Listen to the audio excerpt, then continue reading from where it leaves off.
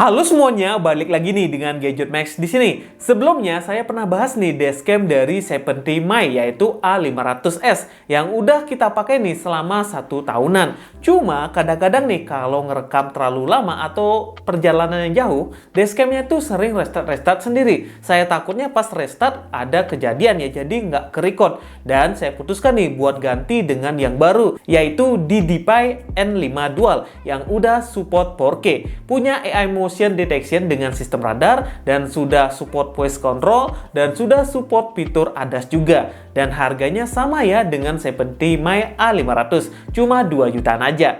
Kalian pasti nanya nih, emang apa sih bedanya bang sama 70Mi A500S ini? Apakah lebih worth it atau enggak? Nah, langsung aja kita compare ya antara 70Mi A500S versus DJI N5 Dual. Yang pertama kita bahas tentunya di bagian harganya. Dengan isi paket yang sama, yaitu isi kamera belakang, 70Mi A500S dijual dengan harga Rp2.399.000 ya di official store-nya.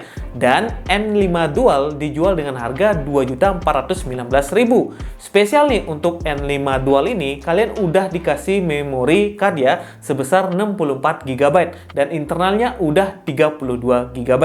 Dan bisa disimpulkan nih, untuk harga sih lebih worth it ya di N5 Dual ini. Dan kalau kalian ingin isi ADAS-nya, kalian tinggal beli paket yang harganya Rp2.750.000. Sedangkan untuk di 70Mi A500S, nah ini untuk ADAS-nya belum support ya. Dan di sini untuk 70Mi A500S itu belum dapat memori internal juga. Jadi saya simpulkan untuk harga dan paketan ya menang di DJI N5 Dual ini. Selanjutnya kita bahas di bagian desain. Nah, untuk desain tergantung selera masing-masing ya. Tapi memang di 70Mi A500S sudah punya IPS screen ya berukuran 2 inch yang lebih nyaman digunakan buat kalibrasi dan setting-setting. Sedangkan buat N5 Dual hanya tersedia ya menggunakan aplikasi, nggak bisa langsung dari dashcam-nya. Jadi kalian harus bawa smartphone untuk konfigurasinya. Tapi dalam urusan storage, N5 Dual lebih unggul nih dibanding A500S karena udah punya nih dual memory,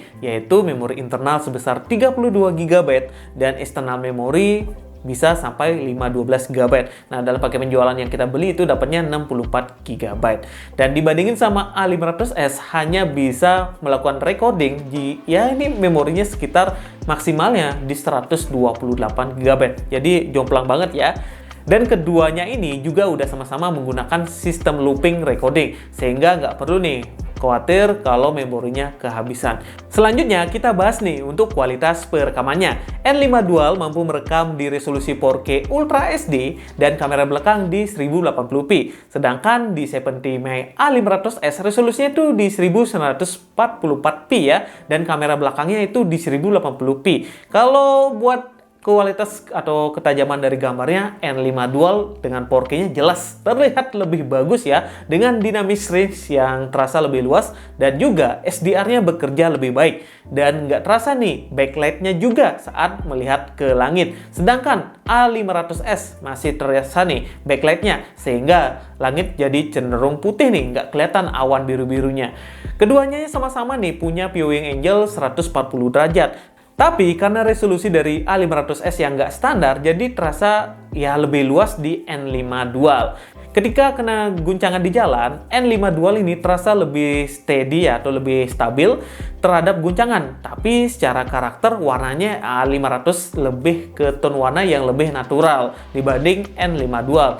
Cuma karena N5 Dual punya resolusi 4K tentunya bakal makan size yang lebih tinggi nih ketimbang ya di A500S. Tapi bagusnya di N5 Dual ini sudah dilengkapi sama super kapasitor sehingga nggak khawatir nih masalah temperatur di cuaca panas maupun dingin. Sedangkan di A500S masih menggunakan lithium baterai. Nah, sehingga perbandingan toleransi panasnya atau temperaturnya yang lebih baik di N5 Dual dalam kondisi dingin ekstrim maupun panas ekstrim karena super kapasitornya. Nah, seperti yang sudah saya bilang di awal video, biasanya tuh dashcam yang kurang bagus performanya bisa restart sendiri kalau di kondisi cuaca yang panas ekstrim. Sedangkan L5 Dual ini yang saya pakai untuk perjalanan cukup jauh, ini masih stabil ya, nggak ada kendala. Dan seperti yang saya bilang di awal video, A500S yang saya pakai kalau perjalanan jauh itu akan mati sendiri dan hidup sendiri. Jadi ada beberapa momen video yang tidak kerekod. Takutnya nih, apes-apesnya pas kejadian di jalan malah nggak kerekod. Kan berabe banget ya, udah pasang dashcam tapi nggak ngerekod untuk videonya. Jadi saya putuskan nih buat ganti ke N5 Dual ini yang lebih stabil kalau dipakai perjalanan jarak jauh, karena nggak begitu panas dan nggak restart seperti A500S. Untuk merekam di malam hari, Dashcam 70 My A500 punya teknologi bernama Night Owl Vision. Kalau di N5 Dual ini punya Night Viz teknologi. Kalau kita lihat detail, hasil perekamannya saat malam hari sebenarnya sama aja ya, nggak beda jauh sama siang hari.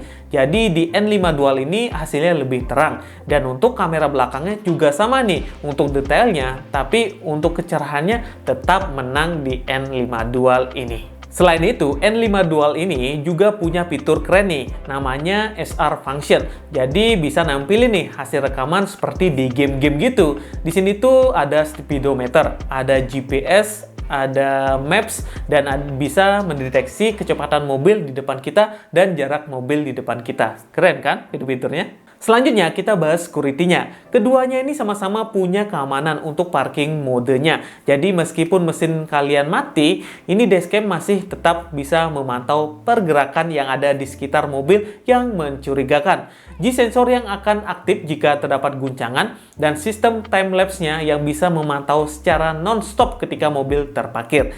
Tapi di N5 Dual ini untuk urusan yang satu ini jauh lebih canggih nih, karena udah dilengkapi sama AI Motion Detection. Jadi punya sensitivitas yang lebih tinggi dan lebih luas, dan ini bisa merekam pergerakan hingga sampai 15 hari. Karena kalau ada gerakan baru dia ngerekam. Sedangkan di A500S dia hanya merekam dengan sistem time-lapse aja. Jadi ini hanya bisa merekam 2 hari aja. Kita bahas fitur dari N5 Dual dulu ya. Di sini tuh dia udah punya fitur keunggulan, yaitu adalah Smart Voice Control. Sehingga kita bisa melakukan voice command seperti take foto untuk capture foto yang ada di depan kita. Take foto dengan lebih praktis dibandingkan A500S yang masih belum ada voice command. Jadi kita harus ya manual gitu untuk ambil gambarnya melalui aplikasi. Untuk konektivitasnya harus diakui nih, unggul di N5 Dual. Nah, khususnya pada saat pertama kali melakukan setting dan koneksi dengan aplikasi smartphone. Karena di N5 Dual ini udah konektifnya tuh bisa melakukan dari Bluetooth maupun dari Wi-Fi. Via Bluetooth bisa connect dengan sangat cepat tanpa setting terlalu lama, dan punya transfer rate yang lebih tinggi nih. Ini sampai 5 GHz ya untuk di N5 Dual. Dan untuk dibandingin di A500S itu hanya 2,4 GHz saja. Jadi udah beda banget ya, 5 GHz sama 2,4 GHz. Dan hanya tersedia jaringan Wi-Fi aja nih untuk A500S. Keduanya juga sudah support dengan fitur ADAS yang mirip dengan yang ada di mobil-mobil seri tertinggi. Contohnya nih, kalau di Avanza itu kan ada line-up-nya Veloz, itu baru ada ADAS. Sedangkan kalau seperti Xpander, SL7, ataupun R3, itu untuk tipe tertingginya belum ada fitur ADAS ini. Jadi membeli ini sih wajib banget nih. Nah, untuk di A500S ada lane departure, sama ada collision warning. Sedangkan di N5 Dual ini lebih lengkap ya, ada Patix Driving Alert. Ini khusus buat driver yang sudah melakukan perjalanan selama 4 jam non-stop. Nanti ada timely reminder gitu ya buat beristirahat sejenak. Dan ada front car start notification. Ini wajib banget. Siapa tahu nih, kalian lagi main HP di lampu merah gitu atau lagi berhenti gitu, dan mobil depan kalian jalan, ini motion detection AI-nya bakalan mengingatkan layaknya voice assistant ya. Saat mobil di depanmu itu bakalan jalan, dia bakalan berbunyi. Ini menggunakan AI, bukan menggunakan sensor-sensor gitu. Ini keren, canggih sih ya. Dan fitur yang terakhir, keduanya juga sama-sama nih, sudah punya speed location data. Sudah build GPS log yang akurat, sehingga kita bisa mantau nih seluruh rute perjalanan kita. Menarik banget ya. Ini wajib banget buat teman-teman yang mobilnya belum ada fitur ADAS. Kalau saya sih mending pilih yang N5 Dual ya, karena fiturnya lebih lengkap ketimbang di A500S. Nah, itu dia ya teman-teman buat pembahasan dua dashcam kali ini. Menurut saya dari harga ya beda dikit aja ya dengan fitur yang melimpah, saya putuskan buat beli DJI N5 Dual ini. Kalau teman-teman gimana? Pilih A500S atau N5 Dual? Komen di bawah ya. Oh ya, kalau kalian ingin beli, saya cantumkan nih linknya di deskripsi. Langsung aja meluncur ke sana. Segitu dulu video Gadget Max tentang dashcam kali ini. Terima kasih nih sudah menonton sampai akhir video. Sampai jumpa di video yang lainnya lagi.